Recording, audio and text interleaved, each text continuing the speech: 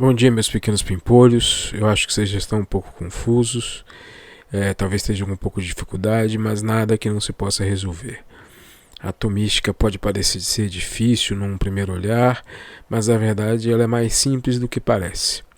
Então a primeira coisa que a gente tem que lembrar é que até o início do nono ano eu contei para vocês aquela mentira útil, né, de que as menores coisas que existem são os átomos.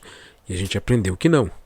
Que o átomo não é a menor coisa que existe coisa muito menor do que ele, milhões e milhões de vezes menores que eles.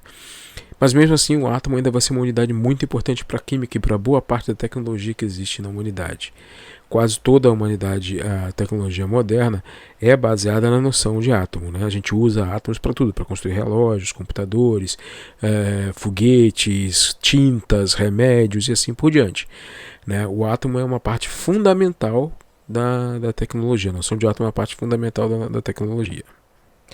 Então a primeira coisa é a gente notar que o átomo tem duas partes, e acho que isso vocês já notaram muito bem, que é o núcleo atômico, e a eletrosfera. Então o átomo tem duas regiões, núcleo atômico e eletrosfera. A primeira parte que a gente está estudando, e foi tudo que a gente viu até agora, foi o núcleo atômico. Geralmente a gente estuda isso de uma forma um pouquinho mais rápida quando é ensino presencial, mas no ensino à distância, obrigado por causa da pandemia, ele fica um pouquinho mais lento porque é um pouquinho difícil de aprender. Mas também não é nada do outro mundo não. Então assim, primeira coisa é o núcleo. No núcleo a gente vai encontrar duas subpartículas, tá? Imagina o átomo, imagina alguma coisa milhões de vezes menor do que o átomo. São essas subpartículas. A gente até agora imaginou o átomo como uma bolinha. Imaginem bolinhas muito menores. 10 milhões de vezes, 100 milhões de vezes menor do que essa bolinha chamada átomo. É alguma coisa absurdamente pequena. Então o núcleo ele é formado por um conjunto de partículas que contém a maior parte da massa, do peso do átomo. Lembra que lá no sexto ano a gente ensinou que massa é quase a mesma coisa que peso. Quando a gente for ver física, a gente vai ver que não é bem a mesma coisa. Mas a maior parte da massa, a maior parte do peso do átomo está no núcleo.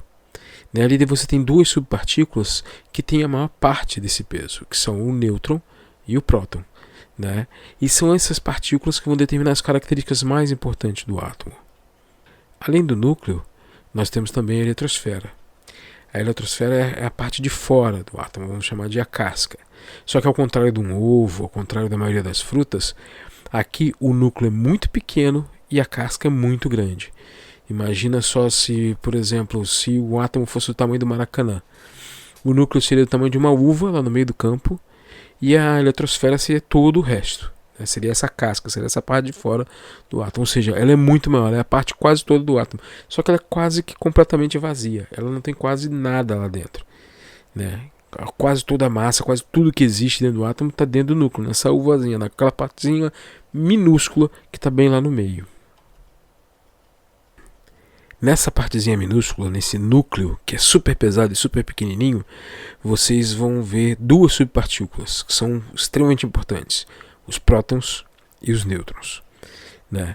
E na parte de fora você vê uma outra subpartícula que é muito pequenininha, que é minúscula, tem um peso 2.000 vezes menor do que as outras, que é o elétron. Só que essa também é importante por causa da carga elétrica dela.